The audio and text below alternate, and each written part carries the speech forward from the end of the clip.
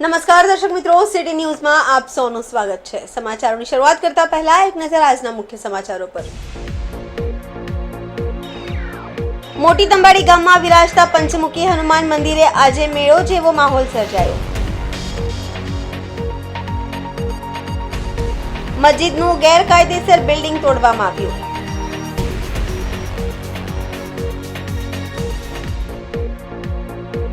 વલસાડમાં રિક્ષામાં લઈ જવાતો 10 લાખનો દારૂનો જથ્થો ઝડપાયો। હવે સમાચાર વિગતવાર જોઈએ। વાપી સહિત સમગ્ર વલસાડ જિલ્લામાં પણ આજે હનુમાન જયંતીની ભક્તિભાવપૂર્વક ઉજવણી કરવામાં આવી હતી।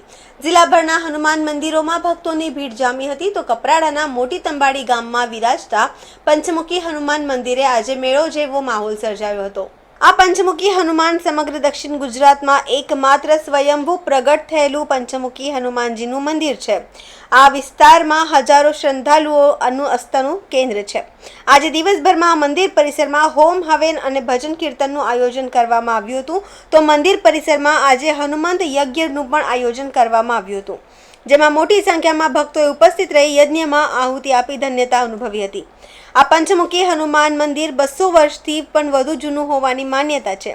સ્વયંભૂ પ્રગટ થયેલા પંચમુખી હનુમાનના દર્શન કરવાથી તમામ મનોકામના પૂર્ણ થતી હોવાની માન્યતા પણ પ્રચલિત છે।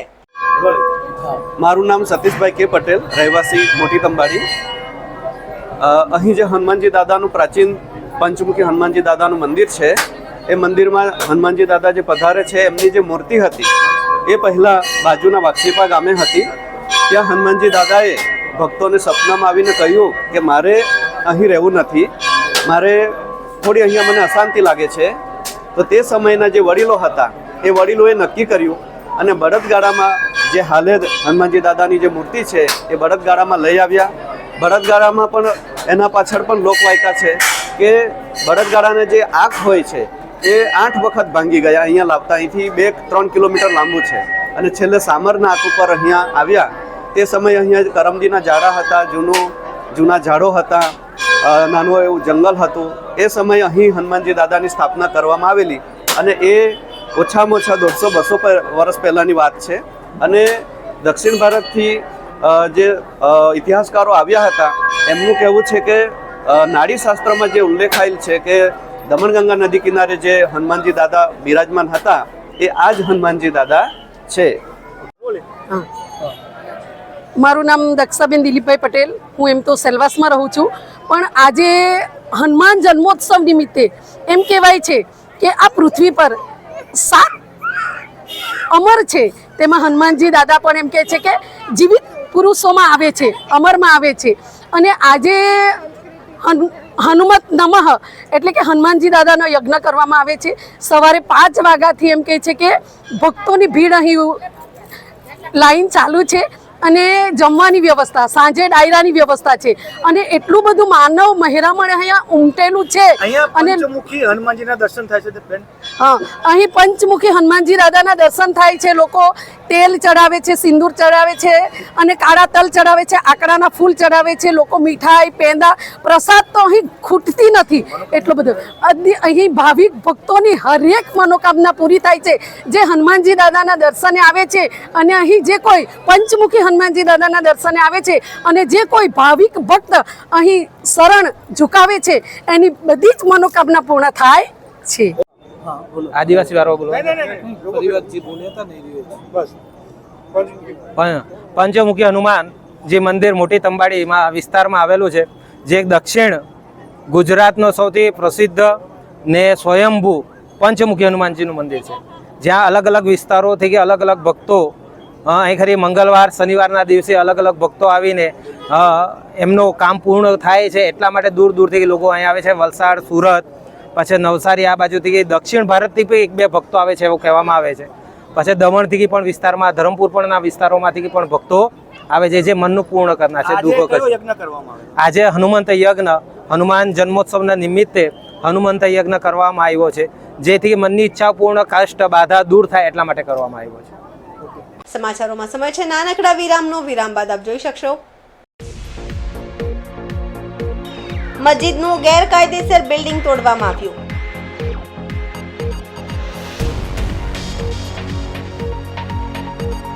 વલસાડમાં રિક્ષામાં લઈ જવાતો 10 લાખનો દારૂનો જથ્થો ઝડપાયો.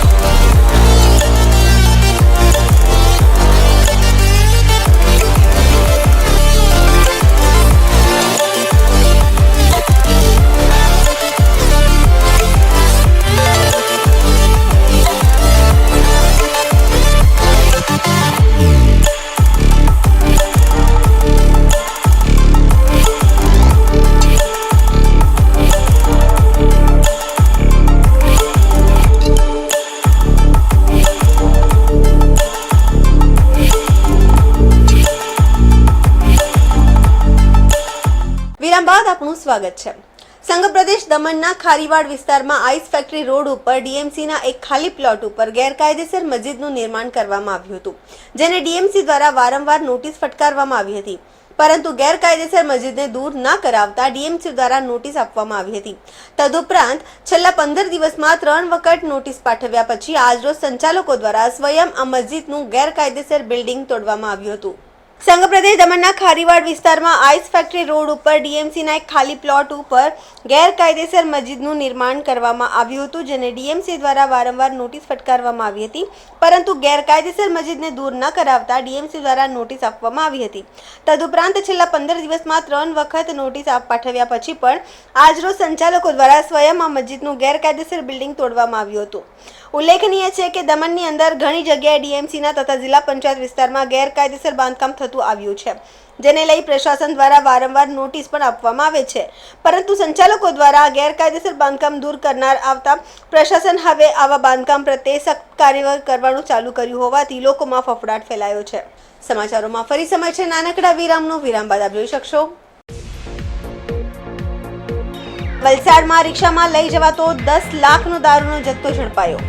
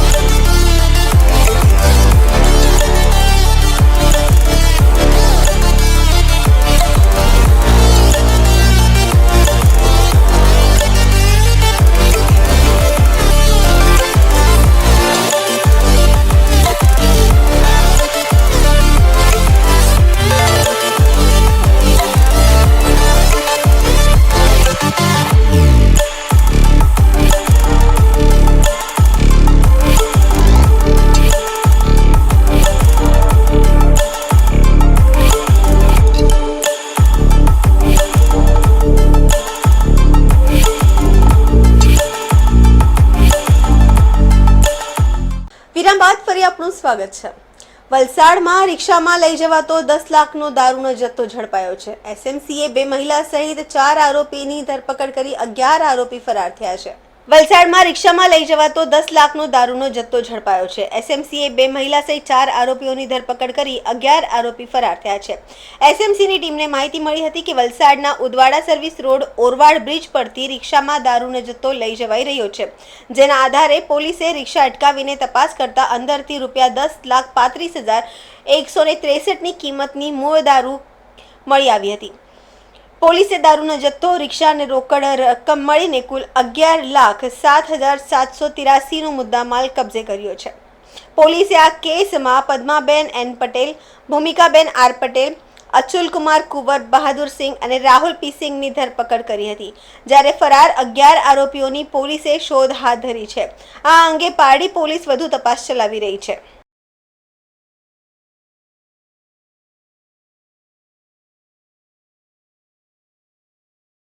સમાચાર પૂરા કરતા પહેલા એક નજર આજના મુખ્ય સમાચારો પર.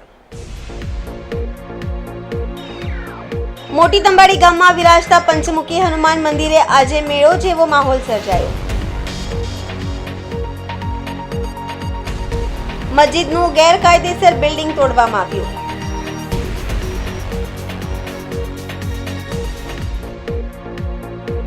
વલસાડમાં રિક્ષામાં લઈ જવાતો 10 લાખનો દારૂનો જથ્થો ઝડપાયો. તો આ હતા અત્યાર સુધીના સમાચાર. જોતા રહો સિટી ન્યૂઝ. નમસ્કાર.